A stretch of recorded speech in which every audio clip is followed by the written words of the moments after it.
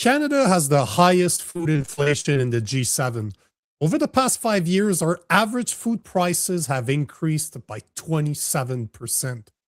It now costs over $17,000 a year to feed a family of four. And it's only going to get worse if gas prices continue to increase. But what if I were to told you that there is another way? Welcome to the Political Orphans. My name is Nico Lagan, and tonight I'm joined by farmer and homestead consultant Don Michel to speak about what it takes to start growing your own food and even create an income doing it. Michel, I like the word Michel because it's so French. I know it's probably not how you pronounce it, but Don, hi. John. Yeah, my middle name is actually Michelle. So, yeah.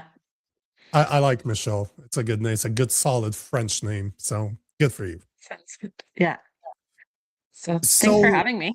absolutely. Thanks for accepting the invitation. Thank you for being here because this is a topic that everybody's affected by. This is the type of topic I love to talk about because everybody is feeling it. Absolutely everybody has seen the difference over the past 5 years. Like I just said, 27%, and that's an average. You look at things like beef, it's gone up something like 65% over the past 5 years. And if you go back to 2019, pre-COVID, because obviously prices went already up during COVID, it's even worse. It's above 30%. And if gas prices continue to increase, it's only going to get worse. And before we get into what you do exactly, I wanted to kind of throw something out there so that you can kind of set the stage for the people out there, because I think there's a lot of ignorance out of regular Canadians when it comes to our food supply and how it actually works. And when I learned about this years ago, it blew my mind because it's not something that mainstream media will talk about. It's not something that you're going to find in normal conversations or a normal website. You actually have to go start looking for it. But the truth is that not only are we very disconnected from our food, we don't know what we're eating anymore. But what the average Canadian doesn't understand is how fragile our food supply actually is. They don't realize that grocery stores in most urban areas are restocked every 24 to 48 hours, meaning give it 3 to 5 days and the shelves at your local grocery stores are completely empty and people are fighting for food. I've been calling our food system out for over 10 years now. So I was a medium-sized vegetable farmer here in the province of Alberta. I was raised in the greenhouse industry. So I had a 36,000 square foot greenhouse. I grew 20 acres of field crop. I sold food to thousands and thousands and thousands of people every week. And yeah, in 2020, I really saw it go crazy. I had people coming up to me saying, "You've got food, right?" And I said, "Yeah, I've got food. Yeah, I've got food." And our farming system has been in trouble for a long time. And recently, I just had a conversation yesterday. Monet Farms is one of the biggest farms in North America, Canada. They are in receivership or in creditor protection or something. There was a big government bailout. The government took our taxpayer money, bailed this farm out. Our food system is in trouble. And I sometimes feel like the little boy that cries wolf. And so how I liken this is farmers, and I don't fault the farmers. I don't fault the farmers at all. Farmers have had to get bigger and bigger and bigger and bigger. So back in the day, when my parents had their 26,000 square foot greenhouse, they did long English cucumbers. They brought them to the warehouse. They got $7 a dozen. They were able to pay their bills. They raised 6 kids on their little greenhouse on their little farm, on their little acreage. When me and my ex-husband started, we were getting the same $7 a dozen for cucumbers, but our the cost to build the greenhouse was higher, the labor was higher, everything was higher, and we couldn't do it. So how we survived, or how I survived 16 years in the business, was eventually I pulled out of wholesale. So from wholesale, it goes from the wholesaler at $7 a dozen to the warehouse, like from the farmer to the warehouse, $7 a dozen, from the warehouse to the grocer, $12 a dozen, from the grocer to the customer at, $18, $24 a dozen. So I cut out middle guys. So eventually I went straight to the grocery store. And then eventually, because of bureaucracy in the food system, I cut out the grocery store as well. And I sold directly to consumers. And then there was even bureaucracy in the farmers markets. And I had to sell my farm.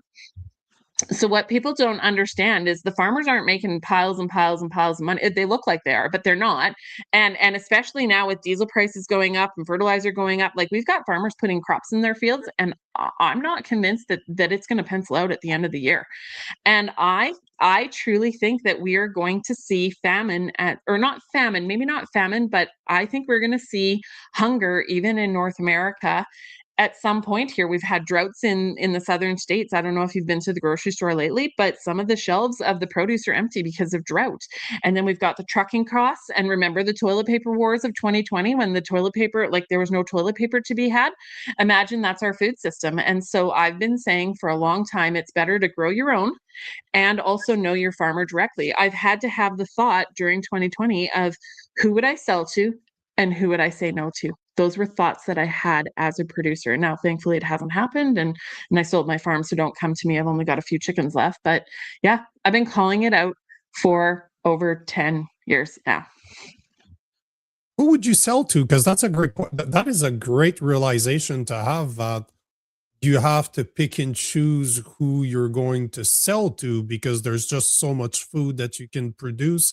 And it kind of reminds me of one of my buddies always said that he analyzes everybody in his life as what role would they play in his zombie team. If shit was to hit the fan, what is your role in my team? And if you don't have a role in my team, I don't want you around me. So that's basically what you're talking about right now, is you would sell to people that would make sense to you because chances are they could give you something in exchange that you could use, or they're people that you agree with.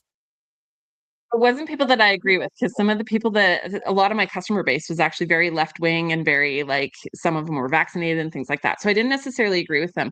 But if they were on my team pre coming up to the zombie apocalypse or whatever it would be, the COVID, whatever it might be, whatever the doomsday is, if they were on my team, I would be on their team. And if I didn't recognize them, I'd say, sorry, I don't know you. Because I personally, I love people. I don't care left, right, up, down. Like I personally just to my core love human beings. And again, if but that's where the food system needs to go, is back to community. Who's on your team? Who's in your community? If everyone planted a garden and grew something in their backyard and had a few chickens, we would actually not have global hunger. Like it's that little bit of a change that we can all make globally, and we would not see hunger the way we wouldn't have to have food banks. We wouldn't have to have all these things, because if we just took it back a few years to sharing with your community and being kind and loving to your neighbors, we could probably have a better food system. I would like to change the global food system myself. So what does it take? Because now you're approaching the real questions. What does it actually take for, let's say, an example, me? I have my wife, I have a son that's 10 months old, and there's myself that eats for three. What does it take for a regular family to start a homestead? Like, how much acreage would I need to buy in order to be able to grow all of my food, become self-sufficient when it comes to. So I mean, it'd be sweet if you could get an acre or two like that. You could probably, like, I'm set up here that I could feed myself and my family and actually a few other people on an acre or two. But this is the misconception. People are always like, oh, we need the homestead, we need the homestead, we need the homestead. And I'm like, no, you don't. Start in the space you have. Just use and be creative with what you already have. And if you even take an apartment building, if everyone in an apartment building grew something on their balcony, would they be able to feed themselves full time? No. But would it help with the system? Now, if you take an apartment building and then you take this backyard and that backyard, and you take, even in the cities, if everyone grew food in the space they have, like it would go so far in feeding people, and we'd need the grocery store less and less, and we'd be less a part of the system. Like the big system is the problem. We're relying on others for our food, and that's a dangerous place to be. The government doesn't the government is not the one that feeds us. They are not the I am responsible for my food system. I am responsible for building the relationships with the farmers outside the cities, and I am responsible for growing what I can in the space I have. And even when I moved off my farm, my biggest fear was when I had to move into town. My biggest fear coming out of 2020, where people were afraid where their food was going to come from, was where can I hide my chickens, and where how big of a garden can I grow? And that's the two things that I was looking for when I thought I had to move to town, in in a property, in a place, in a town. So going back to my question, how much space do you actually need in order to grow? Because there's always the misconception, and I'm affected by this. Like right now, I'm looking at houses, and I'm always looking for 5 to 10 acres. Like that's always in my mind. You need 5 to 10 acres, not only to grow food, but to also hunt. Like I want to be able to hunt on my property, so I need woods. But for food wise, if you're thinking fruits, vegetable, you're thinking chickens, how much space does one need to feed a family of four, let's say? An acre. You could do it off an acre. Even here in Canada, if you eat seasonal. An acre, maybe no, an acre of like land. So maybe a couple acre. But yeah, 5 acres. That sounds great. Like you could do a lot with 5 acres. And how much of that 5 acre? Because I've heard people say an acre, I've heard people say 2 acres, Mhm. but how do you utilize that space? Because for somebody like me, that's not, I know how to hunt, I know how to take care, I know how to survive. I don't need much in order to survive. I'm very used to fasting, and I can go days without eating. I do it all the time. So Mhm. that to me is not a worry. But Yeah. if you want to live comfortably, especially considering that we're in Canada, we're not in a country where you can grow food 365 days a year. Like 6 months out of the year, your ground is frozen solid, and you ain't growing shit. So, what type of food does people need to think about? Like somebody like me that's interested, what would Yeah. I need to concentrate on? For sure. So I think first off, don't build a big greenhouse. Like greenhouses are good for extension, extension, but like don't be trying to grow in the middle of winter here in Canada. We don't have enough sunlight hours, so nothing's going to grow anyway. You're going to pay it through the pay an arm and a leg to heat that greenhouse. So just a cold frame or something like that, something to protect from the hail. I think that would be good, but don't build a massive expensive greenhouse. Grow a garden and then put it up. I was speaking to my grandmother. My grandmother's 97 years old, and I said, "Grandma, like she was on a farm, she was on a quarter, but in a dairy farm." I said, "What did you buy for groceries back in the day, like 30 years ago when I used to visit with my grandmother?" And she said, "Oh, sometimes some bananas and apples, which was a treat." And she just bought like some flour and some sugar and some salt, and that's about it. They had beef, they had a big garden, and she put it all up, and then she cooked from scratch at home. But when we're thinking of like taking our food system into our own hands and like survival situation, you're going to want to do meat rabbits, you're going to want to do chickens, and actually goats are a great option. Everyone loves the beef, and trust me, I love beef. I've got shirts that say beef across it. But when you're looking at a small scale farm or acreage, and just simply for like food and how do I feed my family if I don't have access to a grocery store, yeah, I would start with small scale animals because they're easier to control, easier to look after, easier to reproduce, and a big garden and lots of canning, just like they did back in the day. So you put all your food up in the summer, and then you eat it all winter, and you start again the next summer. So go over the animals that you're talking about. You're talking rabbits because they do reproduce. You just need to look at them, and they'll end up reproducing, and you probably won't Yes. be able to deal with the amount of Yeah. little bunnies they're going to take, their little rabbits they're going to Yes. get out of there. But you said goats for what, milk? Goats are. Milk Yeah. cheese? Is that what you're thinking? Yeah, goats and chickens, like they're just really easy. I was actually teaching students in online in Pakistan and India this summer, and it was really interesting. And they were saying that they didn't have enough milk for their children in these remote places, with less electricity and all these things. And they were asking me, how do I feed a cow? And I said, why would you get a cow? Cows are big, hard to handle, they take a long time. And I said, milk your goats. They're easier to feed. You can have a couple of acres and do goats. So when you're thinking in terms of just food production, like apocalyptic kind of food production, yeah, I'd go for goats over cows. I like beef better than I actually haven't even ate goat milk or goat meat, but I sure have drank my goat milk. Yeah.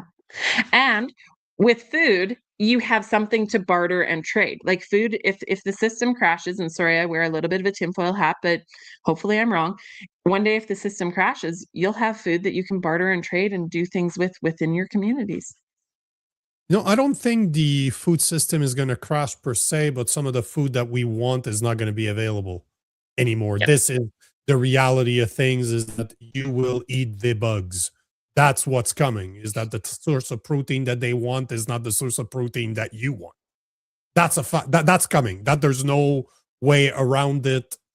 But that's why this is the optic that I have, is not in an apocalypse type of situation, because there's just so much you can do in those situations. But if you're talking realistically, if you follow the trend and you see what's coming, beef is not going to be available anymore. There's a good reason why 65% increase in price. We produce less beef right now than we did in the 80s, which makes no sense. Zero. It makes no sense that we're in this situation unless it's managed decline. So Your big farms have gotten bigger, right? The farming expenses have gotten bigger and bigger and bigger. And then you put in BSE, like we had BSE in the early, what was it, 2000s, and that you had, and then you've got drought and things like that. Like there's lots of external factors as to why our beef situation is the way it is. And then we have governments that are pushing beef out. Like that is a problem. And once you put bureaucracy onto farmers, it's going to make it harder and harder and harder. I was part of the fight with CFIA, and they're wanting to put more and more rules and regulations in for the beef producers, and it's gonna push out the cow calf. The small cow calf operations here in Canada are going to be no more. They can't do it. Bureaucracy. it's on purpose. We can talk about this or talk about something that's more related to what you do, but it is done on purpose. There's no reasons for us to be in this situation outside of being policy driven. It is done on purpose.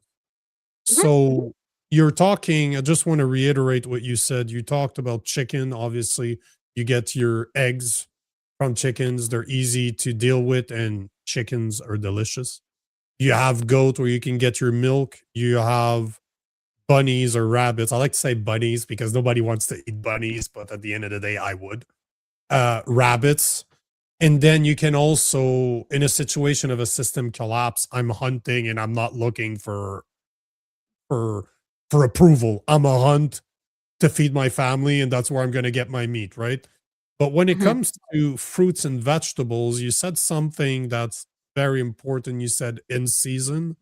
And there's also a theory. I'm curious to see your opinion on this, but I don't remember who brought it up, but there's a theory that said that we should only eat food that's available within 30 miles or the equivalent of like 50 kilometers of your area. If it doesn't grow within that area, if it doesn't come from that area, you shouldn't eat it. So, what do you suggest for the people out there when it comes to fruits and vegetables? Seasonally.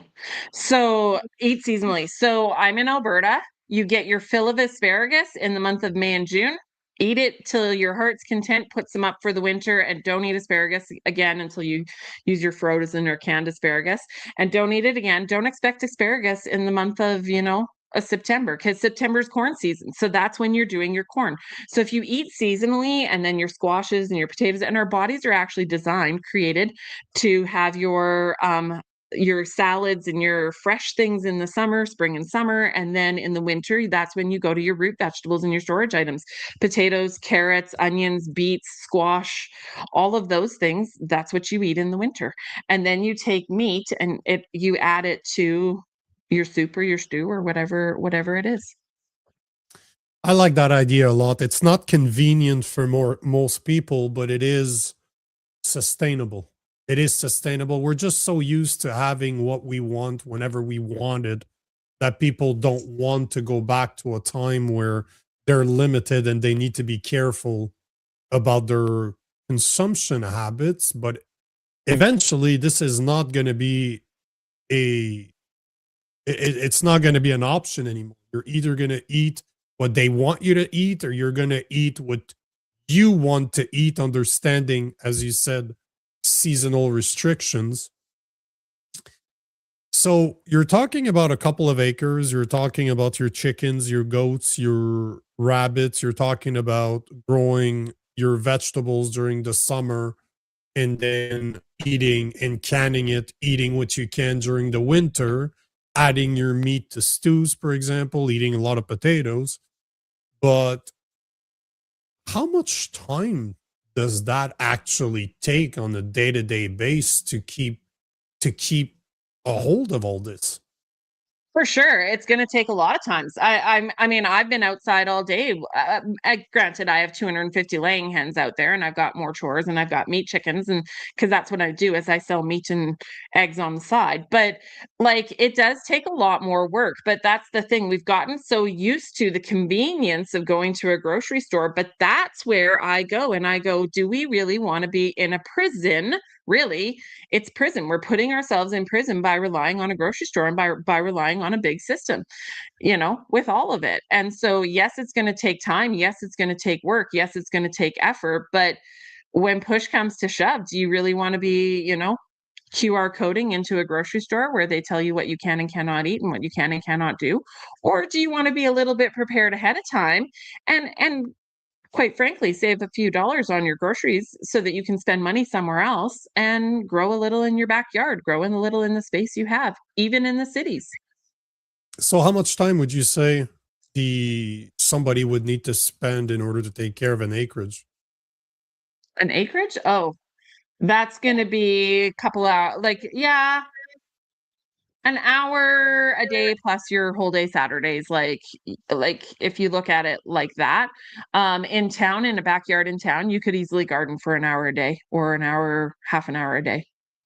But an hour a day plus an 8 hour on a Saturday, that doesn't sound too crazy to me, considering that our food prices have increased 27% in the past Yes. 5 years. Yes. And the Yes. average family of four spending 17,750, 17,500 a year right now. And Yes. it's only going to get worse. And that money is after taxes, and the average Canadian pays 42.3% of their salaries to taxes. So that's 17,700 or 500 is more like $30,000 a year that your food is costing you. So Mhm. what is an hour a day on top of an 8 hour on Saturday? Plus, you get to be outside and stop being so lazy. You don't need to go to the gym. You can actually just exercise like people used to do.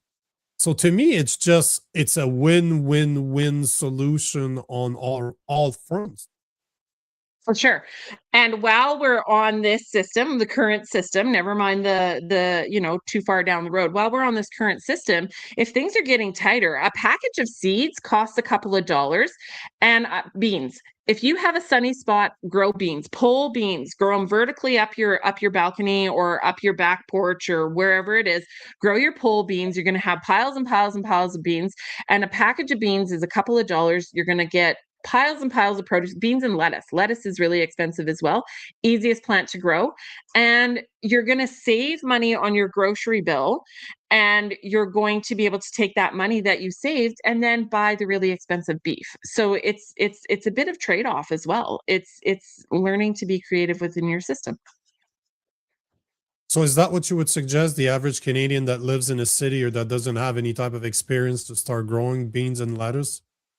Beans and lettuce. Beans, lettuce, tomatoes. In the city, to make the most of your space, I would grow lettuce for sure. Lettuce, green, like your greens, spinach, kale, lettuce, chard, arugula.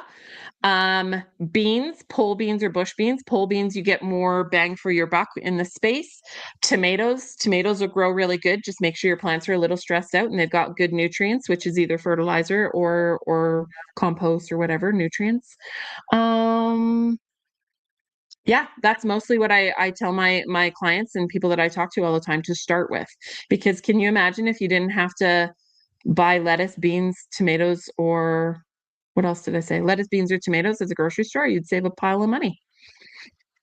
Yeah, and somebody like me that eats a lot of that stuff, like that's exactly once we're done here, I'm gonna take chicken, I'm gonna stuff it with vegetables, and that's what I'm gonna eat before I go to bed. So you're absolutely right, but I am used to eating very limited types of food. I'm normally extremely careful into what I put in my body, but that's a mindset that the average individual does not have anymore. And I think that's the biggest hurdle is how do we go from a mindset of everything's available to maybe I really need to start paying more attention as to what I should and shouldn't buy.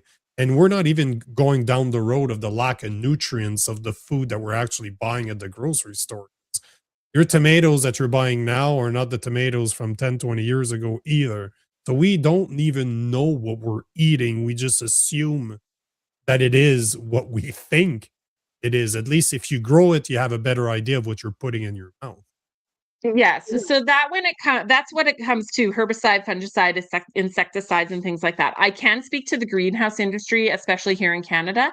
In Canada, all the greenhouses, they give their plants nutrients. Plants need nutrients to grow, whether it's, from compost or things like that. And then most greenhouses, especially here in Canada, will use good bugs to eat the bad bugs. And so if you're buying cucumbers, tomatoes, peppers at a grocery store, in Canada from a greenhouse that's being produced in Canada. Where we lose nutrients is like spinach. You pick spinach, and by the time you truck it up from the States or Mexico, like your days or weeks. By the time my cucumbers went from my farm to the warehouse, from the warehouse to the store to you're looking at that produce being at least a week old, and it's losing nutrients as you go. Whereas the stuff that you get in your backyard, that lettuce, you pick it, you wash it, you eat it, right? Or the carrots. I mean, carrots are another great crop. If you can grow some carrots, they're easy to grow. They don't take a lot of space. And the best carrot you're ever going to eat is the one you pick out of the ground, wipe the dirt off, don't wash it, and eat it just like that. Like every child needs to experience that. They need to realize that carrots come from the ground and not from the grocery store. And food in the center aisles of a grocery store is not food. That's I don't know what it is, but it is not food. That is not healthy. It's not nutrient dense. It's just packaged shit. There's what's his name? Oliver something. There's a chef, he's British. Something Oliver, like he has his name on a lot of products. And there was a video that came out very recently where he was going to high schools in both the UK and in the US and asking kids, hey, do you know what this is? Do you know what this is? And he was just showing them vegetables and fruits that I know what it is. My wife and I cook everything from scratch all the time. And kids have no idea what those vegetables are because they've never seen their parents cook. Like it's absolute insanity. But For sure. but that's a reality. This is the reality that we're facing. Kids are not eating real food anymore. And you're absolutely right. My wife's grandmother lives next door and she is her end of her 80s. She's Italian. She comes from Italy. She's had gardens her whole life. She probably has, I would say, 20 feet, 30 feet, probably 30, 40 feet wide by about 10 feet, like 10 feet wide by about 40. And she grows all the vegetables that you talked about. And there's such a difference. Just cut a tomato in half that you buy at the store, cut her tomato in half. Hers is not perfect. There's bruises. There's it looks like a real vegetable that was grown outside, but just cut in the middle and compare the color. And it's nothing. She's 86 or 87 years old and she still runs. She was preparing it right now. She was just putting back her fences up that were kind of destroyed during the winter. But at her age, she can barely bend over, but she's still taking care of a garden. So I don't have a lot of excuses. Well, and look at how much she produces out of there. Does she share with you? Does she give you Oh yeah. vegetables? Look at how Oh, yeah. much food she is producing for not only herself, but for her family. And this is where we need to get back to is we need to get back to growing our food in our spaces so that we are sharing with our communities. And that is where real food security comes from. And that is where real freedom comes from. Because if you're growing your own food, you don't need to the government, they can't control food is a fundamental need, right? And so, yeah, you're doing it yourself in what you can, in the capacity that you can. That's it. Claire Rabitaille is saying Jamie Oliver. That's the guy I was talking about. That's exactly him. Yeah. What's the biggest mistake people make when they first start growing food on their own? They pick the wrong crops. People tell me all the time, I'm going to grow peppers. And I'm like, why would you grow peppers? Peppers, I used to get my pepper plants. They were seeded in November. I got them in January and I didn't see a colored pepper until April. And I maybe got, I don't remember how many peppers per plant, but they are a very long crop and you're not getting production. So grow for production, that's why I said lettuce. You can plant crops and crops and crops of lettuce. You can have a balcony in an apartment building. If you can put a Rubbermaid tub, and that's the misconception too. People think, oh, I have to build the garden boxes, and don't. Just use the stuff you have from the thrift store, get some soil, put it in the bin, make sure there's drainage, grow some lettuce. Like, it does not have to be a hard thought out manicured, maintained process. When I had 20 acres of garden, we picked weeds not for aesthetics, we picked it for functionality. And sometimes we dug plants out of weeds and then picked the vegetables that we could out of it. It's not about aesthetics, it's about functionality. Get production. Freedom Train is making a good point. Root vegetables can be canned, as you were saying earlier. Lettuce can't. So what do you do? So it's great to grow lettuce in the summer and the spring. And what do you do? Because you can't really keep that, or are we mistaken here? No, you can't keep lettuce. But Yeah. again, let's be creative and think outside the box. I have a little grow op in my porch, so I can grow lettuce through the winter. Like, it's just using the space you have and being creative. So microgreens are another great crop that you can grow through the winter. So you can have some nutrient dense greens in the wintertime. And then, yeah, like grow your potatoes, carrots, onions, beets, and those are storage items. It just depends on how much space you have. And then can it all up or put it in cold storage.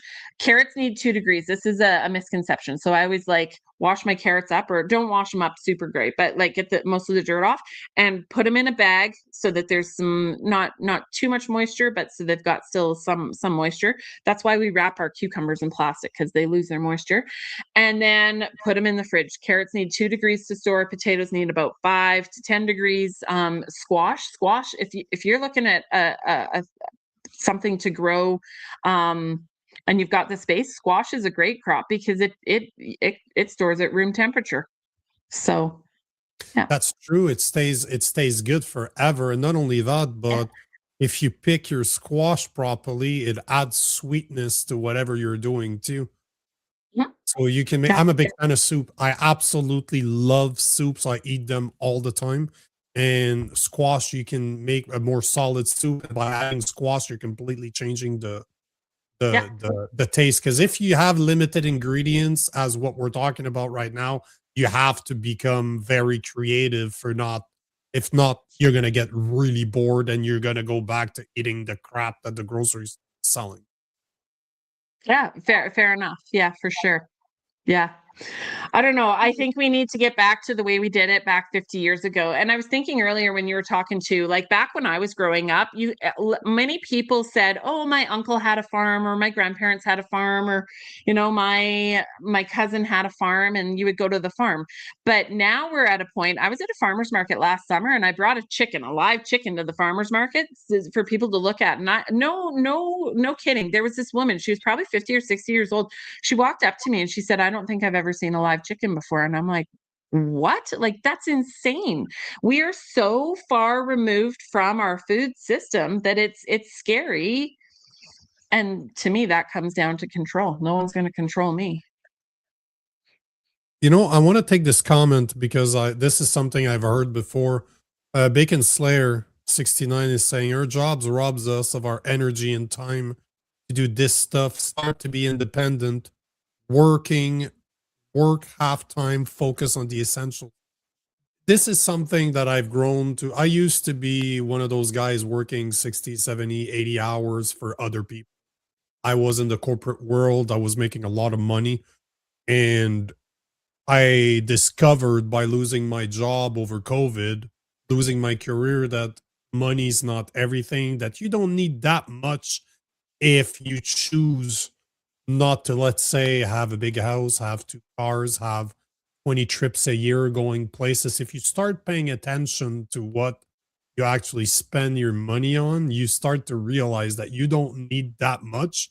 And working full time is not necessarily required if you can spend your time doing intelligent stuff like hunting, growing your own food, and replacing what you think is essential working by something that actually is essential, being able to put food on the table.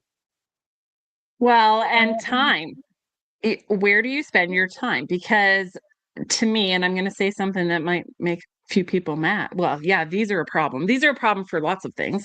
But even like when I had the farm, I was working 60, 70, 80 hours a week. So if you have, I, I think the government considers full-time 30 hours a week. Like, what are you doing with all the rest of your time?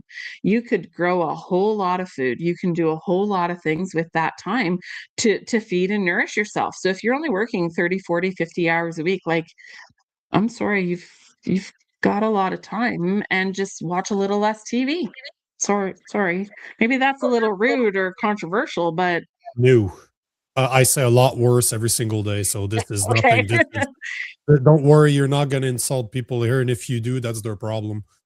That's why I asked you earlier, because 1 hour a day in 8 hours on Saturday, that's a joke to me. That's I literally work, even to this day. I still work 70. I've been up since 3:30. I was at gym at 4, Yeah. and I help my wife with a 10 months old every day. Right, during the day I take care of him. She works during the evening. I work. She takes cares of him. So that's our routine. There's no excuses, Yeah. especially if it's on your own property.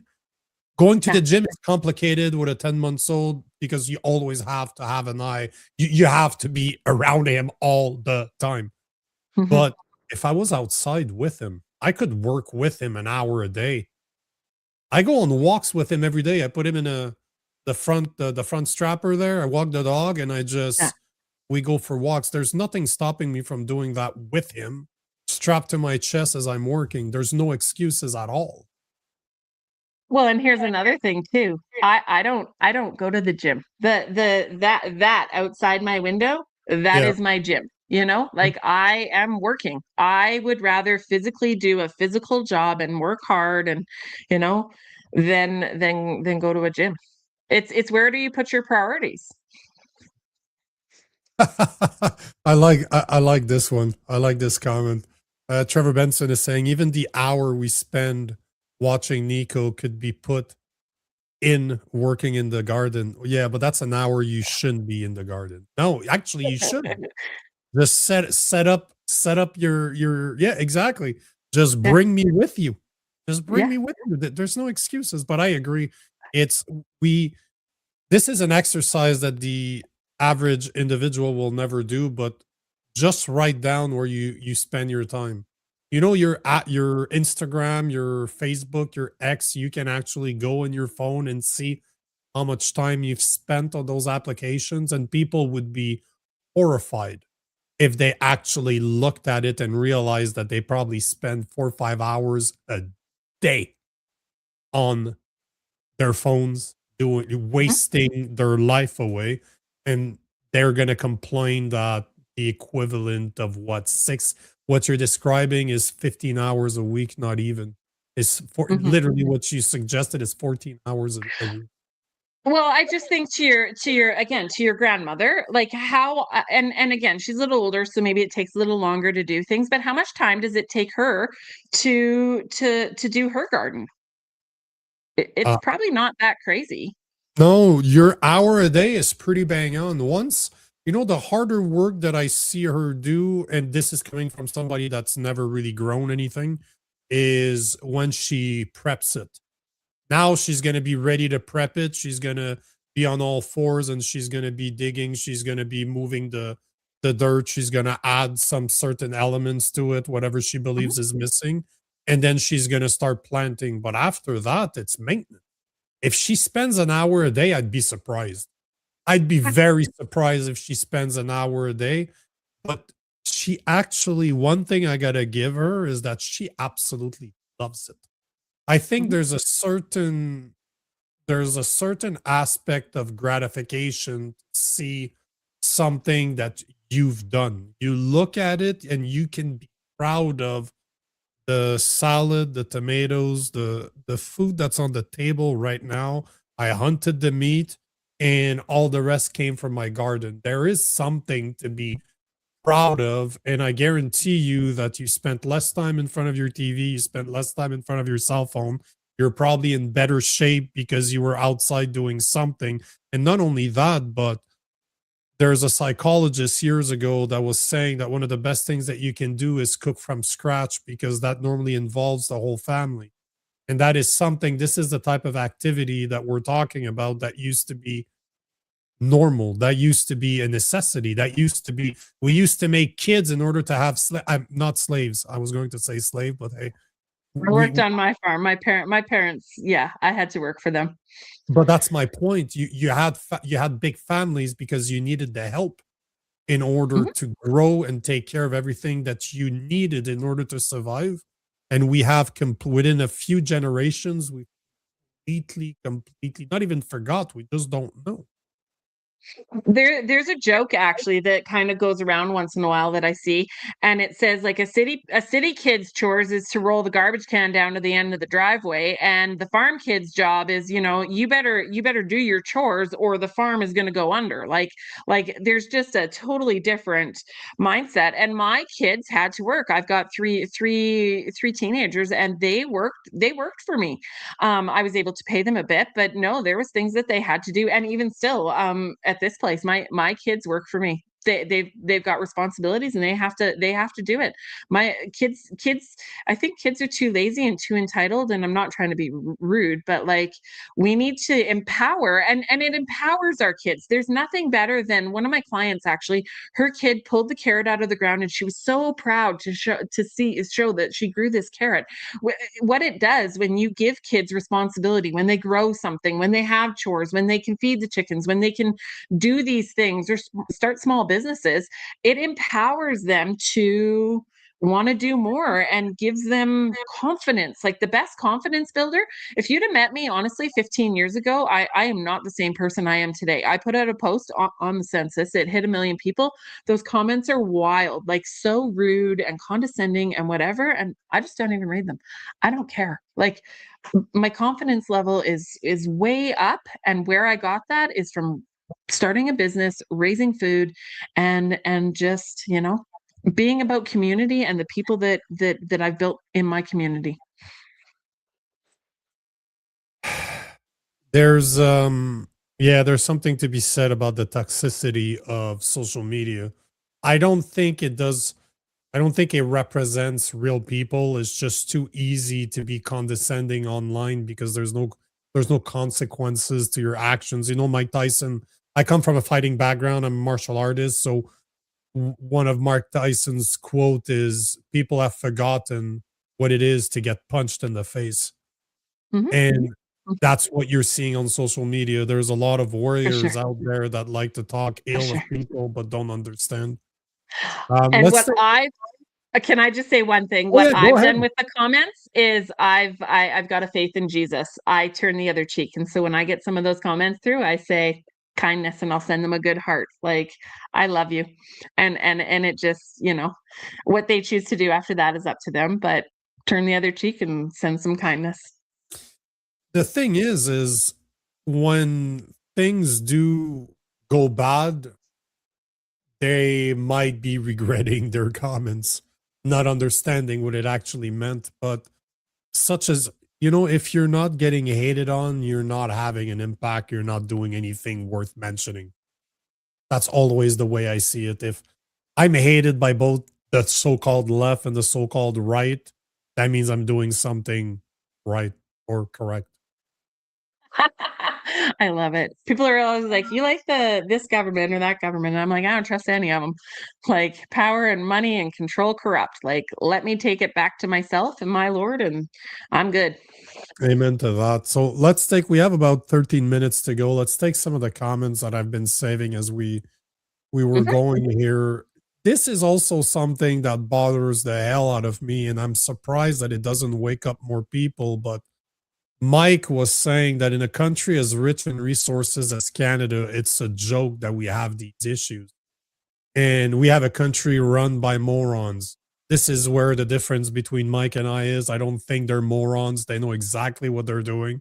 If you think that Mark Carney's an idiot, brother, you're going to be sadly mistaken. That guy's actually, unfortunately, I wish he was an idiot, but he ain't. He's no Justin Trudeau. Trudeau was an idiot. I like him. Trudeau was the guy with the gun just shooting everywhere. Mark Carney's the sniper. He's the dangerous one. Oh, just read his book. Just read his book, Values. You'll understand that guy's actually brilliant, but it's evil. He's evil as hell, but he knows what he's doing. He is not a moron, but I agree that in a country rich in resources like ours, that we are even talking about this is insanity. It is. And again, like the fact that we're in Canada and we're talking about food insecurity, like yeah, where are we going? I see food insecurity coming. And maybe not full famines, but food insecurity is coming. And maybe not to everyone, but to I mean, our food banks are full right now. People are getting hungrier.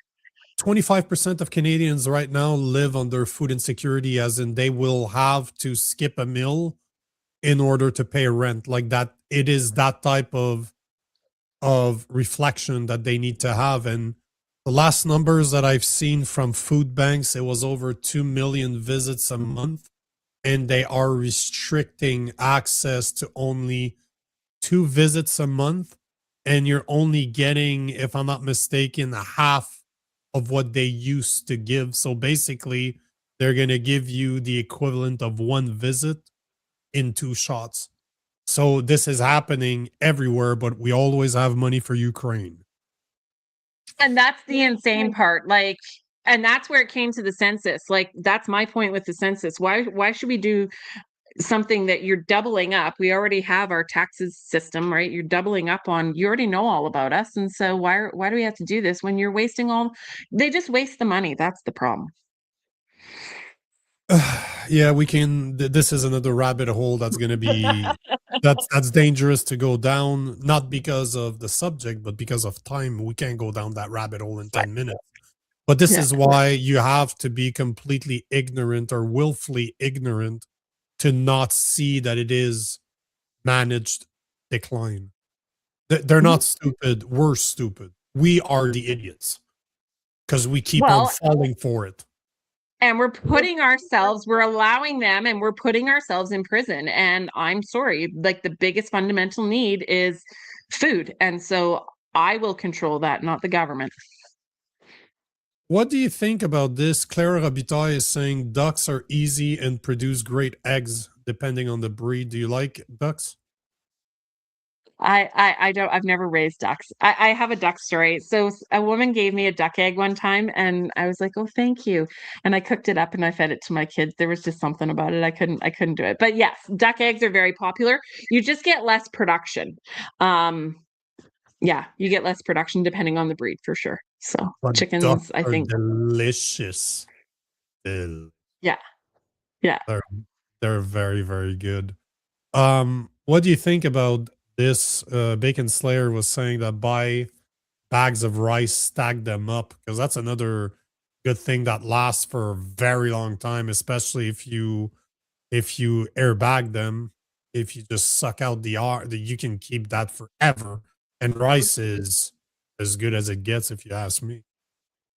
When I go through my phases of like doomsday apocalyptic prepping, I buy an extra bag of rice to have on hand because then I have rice and I'll have, whatever I can produce here and my vegetables and things like that, and we'll survive for a while for sure.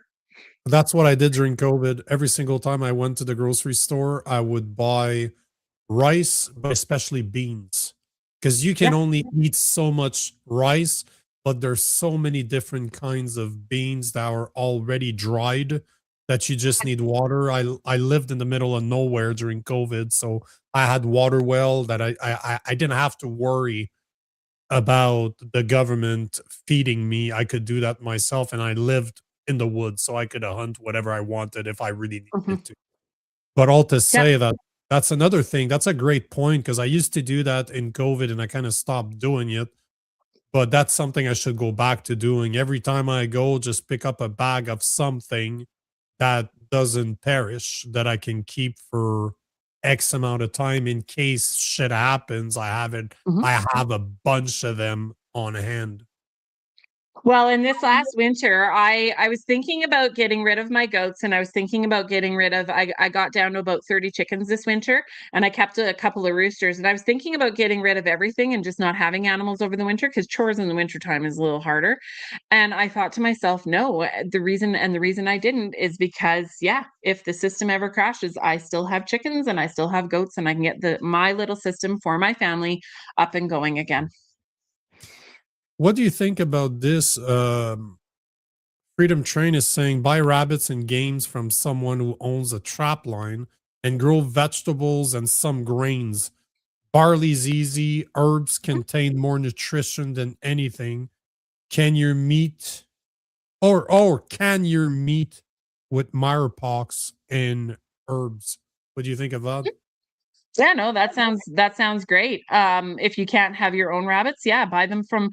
But it's not even just about rabbits. I mean, buy your beef directly from the farmer. Buy your chicken directly from a farmer. So it's not just about what you can do for yourself. It's about community, and I think that's the portion that we really, all of us that believe and see things through our glasses. It's let's build our communities so that we all have something that we can barter and trade with. Someone I went to something one time and he said not everybody should be a farmer but everyone should be a producer. What can you bring to the system? What can you do for others to build small communities?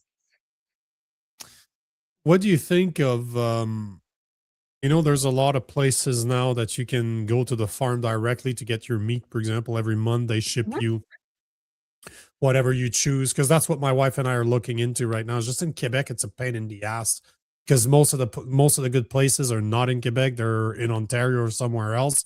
But there are limitations when it comes to province meat importing slash exporting. It's once you have to deal with the federal level, it becomes a massive pain in the ass. At least that's what the farmers seems to indicate. But what do you think about those farmers to table? Is that what a bit what you're talking about right now? Yeah, that's what I did. So, farm to table, like if you don't have it yourself, and that's how we the people can empower ourselves to change our system. Stop buying your meat at a grocery store, go directly to a farmer, buy a half a beef. Yes, it's going to cost you more money up front, but it's going to, save you money actually in the long run. And buy your a whole pig or, like a few chickens or like whole chickens and put them in your freezer, and then if you really need to you can can them up if we don't have electricity, but that's the point. Go directly to a farmer. And you live in Quebec and you just said going to Ontario.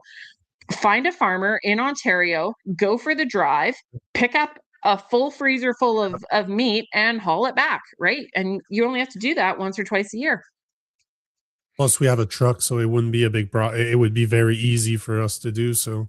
Yeah. Um, there was a comment here I wanted to do. See, this is another one. Oh no, not that one. Uh, yes, And to ivermectin jar is your meat. saying that is one thing you need to do, and also this: learn to butcher the meat you hunted. This is also a skill that I'd like to develop is Yes. to be taught how to take a full Yes. animal and actually learn to do it per the animal so that you Yes. actually Yes. don't rely on other people to do it.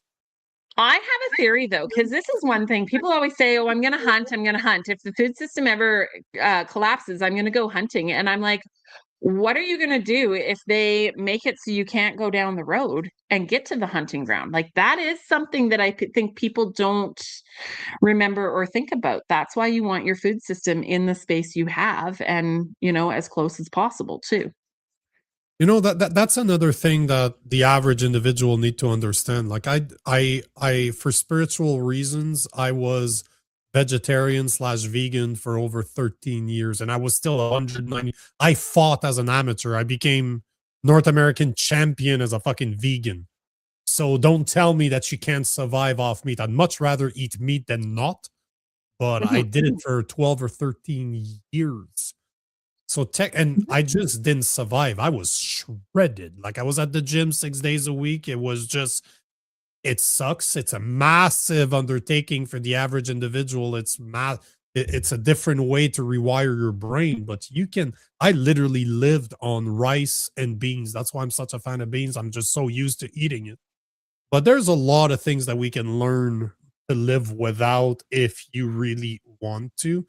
But when it comes to hunting, that's why I don't think I would ever consider doing a homestead in the city. I want to go back. I lived in the woods during COVID. I got rid of my place in Montreal. I had a nice investment house in the middle of nowhere.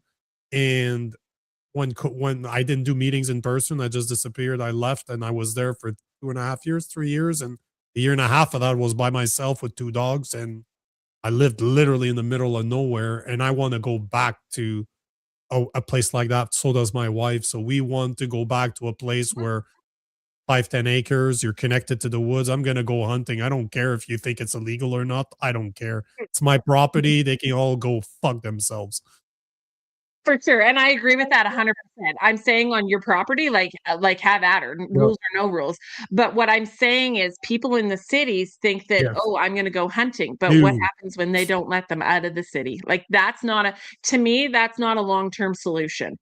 Yeah. it's a lazy solution that you haven't really thought about. You're just relying on you think that that's going to be possible, but no. Yes. If you have to hunt for your meat, that means you probably live in a 15-minute city already and you ain't getting out of it. That's the sad reality. That's why I have no intentions to stay in the city. I hate Yes. it. I don't want to be in the city. It's out of Yeah. convenience right now, but I gotta say, living in the middle of nowhere is where I belong. Yeah. I'm actually for 15-minute cities, and you gotta hear me out. You gotta hear Oh, me out. Jesus. On that I note, I 8 o'clock. I'm just hear me out. I'm for them because we'll take all the people that believe in them, put them in the city, put a big wall around the outside, and everyone that doesn't believe in it, let's live in freedom outside the city. Like we'll deliver your food to the door. So yeah. This is, yeah, you're absolutely right. 15-minute cities is like communism. The idea sounds great, but once you put human behavior into it, it is a terrible, terrible idea that will never work out for you. But it sounds Yeah. great on paper. Like 15-minute cities, when you think about it, if you trusted the people that ran the 15-minute cities, it'd be a very different ball game. Yeah. That's the Yeah. problem, is that I don't trust them at all. Power and money corrupt. Yep, 100%. So, well, we're bang on time. I want to tell you, thank you for being here. I really appreciate your time. Yeah, thank I, you. This has been fun. yeah, it was very, very cool talking to you. As always, guys, thank you for being here. Thank you for the comments. Tomorrow, we're going to be joined. I was able to book him today, Pat King. You guys know him from the Freedom Convoy. He was in court once again on Monday, and it's being dragged on and on and on. But he's going to join us tomorrow to talk about what's going on with his case. There's no more gag order, so he's able to talk freely. So it's going to make for a very interesting conversation. So join us tomorrow, 7 p.m. And on Thursday, I'm joined by Jason Levine to talk about the independence movement, what's going on in Alberta. You're probably talking the way you talk, you probably are for independence. I would have to consume. So we're gonna have Jason Levine on the show to tell us what's going on. Until then, guys, remember that as bad as it seems, it's not too late for Canada, but it's up to us that sees what's going on to wake up others, to start having those hard conversations, just like the conversations that we had today. And it starts with your circle of influence, your friends, your co-workers, your family. You need to be ready to tell them the truth, what the mainstream media is not telling them. And this is how we change Canada, one conversation at a time. So tomorrow, 7 p.m., we will see you then. Until then, peace.